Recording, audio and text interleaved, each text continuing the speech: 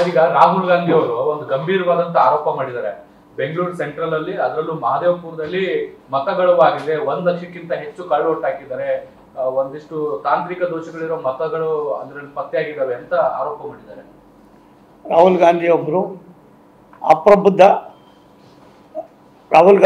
ಅಪ್ರಬುದ್ಧ ನಾಯಕ. ರಾಷ್ಟ್ರದ ವಿರೋಧ ಪಕ್ಷದ ನಾಯಕರಾಗಿ ಲೋಕಸಭೆಯಲ್ಲಿ ಯಾವ ವಿಚಾರನ ಪ್ರಸ್ತಾಪ ಮಾಡ್ಬೋದೋ ಮಾಡೋಕ್ಕಾಗ್ದಿರ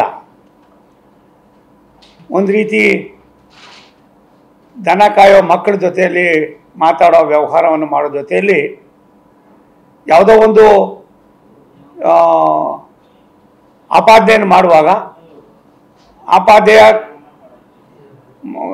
ಸಾಧಕ ಬಾಧಕಗಳನ್ನು ನೋಡದೆ ಇವರು ಜನರನ್ನು ದಿಕ್ಕು ತಪ್ಪಿಸ್ತಕ್ಕ ಕೆಲಸವನ್ನು ಮಾಡ್ತಾ ಇದ್ದಾರೆ. ಮಹದೇವಪುರ ಕ್ಷೇತ್ರದಲ್ಲಿ ಯಾರಿದ್ರು ಅವತ್ತು ಸರ್ಕಾರ? ಸಿದ್ದರಾಮಯ್ಯನವರು ಕಾಂಗ್ರೆಸ್ಸಿನ ಸರ್ಕಾರ ಇತ್ತು. ಕಾಂಗ್ರೆಸ್ಸಿನ ಬೂತ್ ಏಜೆಂಟ್ಗಳಿದ್ರು, ಯಾರು ಏನಂತ ಇವತ್ತಿಗೆ ನಾವು BLOಗಳಿದ್ರು, ಎಲ್ಲ ಅಧಿಕಾರಿಗಳಿದ್ರು, ಬೂತ್ ಏಜೆಂಟ್ ಇದ್ರು. ಎಲ್ಲ ಕಡೆಯಲ್ಲೂ ಕೂಡ ಎಲೆಕ್ಷನ್ ನಡಿಬೇಕಾದ್ರೆ ಬೂತ್ ಏಜೆಂಟ್ ಇರ್ತಾರೆ. ಎಲ್ಲ ಕಡೆಯಲ್ಲೂ ಇಡೀ ದೇಶದಲ್ಲಿ ಇದು ನಡೀತಕ್ಕಂಥದ್ದು ಒಂದು ವಾಡಿಕೆ. ಅದನ್ನು ಬಿಟ್ಟು ಚುನಾವಣಾ ಆಯೋಗದ ಮೇಲೆ, ಭಾರತ ಸರ್ಕಾರದ ಮೇಲೆ ಎಲ್ಲಿ ಮಾತಾಡಬೇಕು ಅದು ಮಾತಾಡೋದು ಬಿಟ್ಟು ರೋಡಲ್ಲಿ ನಿಂತ್ಕೊಂಡು ಮಾತಾಡಿ ರಾಜ್ಯದ ಆರ್ಥಿಕ ವ್ಯವಸ್ಥೆ ಡೋಲಾಯಮಾನವಾದ ಪರಿಸ್ಥಿತಿಗೆ ಕೇವಲ ನಾವು ಸಿದ್ದರಾಮಯ್ಯ ಸಾಹೇಬರು ತುಂಬ ತಪ್ಪು ಮಾಡಿದ್ದಾರೆ ಅಂತ ಇದ್ದು ಕರ್ನಾಟಕದ ಆರ್ಥಿಕತೆ ಅಧಂಪತನ ಆಗೋದಕ್ಕೆ ಕಾಂಗ್ರೆಸ್ಸಿನ ವಿರೋಧ ಪಕ್ಷದ ನಾಯಕರಾಗಿರ್ತಕ್ಕಂಥ ಸನ್ಮಾನ್ಯ ರಾಹುಲ್ ಗಾಂಧಿ ಅವರ ಕೊಡುಗೆನೂ ಕೂಡ ಇದೆ ಅನ್ನೋದು ಇವತ್ತು ಗೊತ್ತಾಗ್ತಾ ಇದೆ. ಇವತ್ತು ಅವರ ಕಾರ್ಯಕ್ರಮ ಅದೇನೋ ಒಂದು ಸಣ್ಣದನ್ನು ಅನ್ನೋದಕ್ಕಿಂತ ಹೆಚ್ಚಾಗಿ ನೀವು ಯಾಕೆ ಹೋಗಲ್ಲ ಕೋರ್ಟ್ಗೆ? ಯಾಕೆ ಚುನಾವಣಾ ಕಮಿಷನ್ಗೆ ಹೋಗಿ ನೀವು ದೂರು ಕೊಡಲಿಲ್ಲ?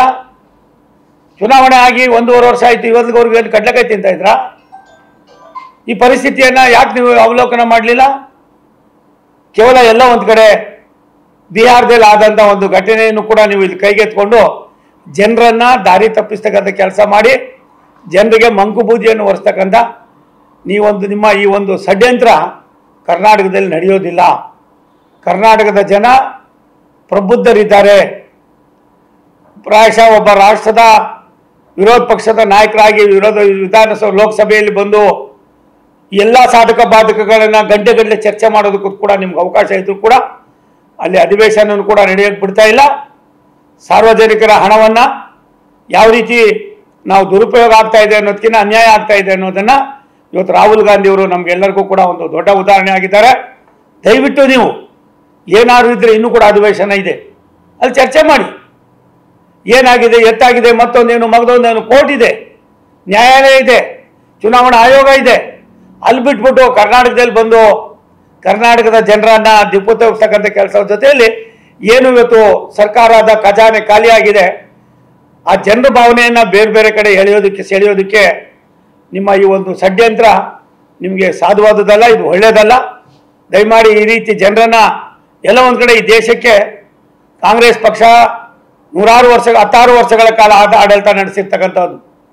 ದೇಶದ ಆಡಳಿತದ ಚುಕ್ಕಾಣಿಯಲ್ಲಿ 75 ವರ್ಷದಲ್ಲಿ ಸುಮಾರು 70-80% ನಿಮ್ಮದೇ ಆಡಳಿತ ಇತ್ತು, ನೀವೇ ಇದ್ರಿ. 11 ವರ್ಷಗಳಿಂದ ನೀವು ನೆಲೆ ಕಳ್ಕೊಂಡಿದ್ದೀರಿ.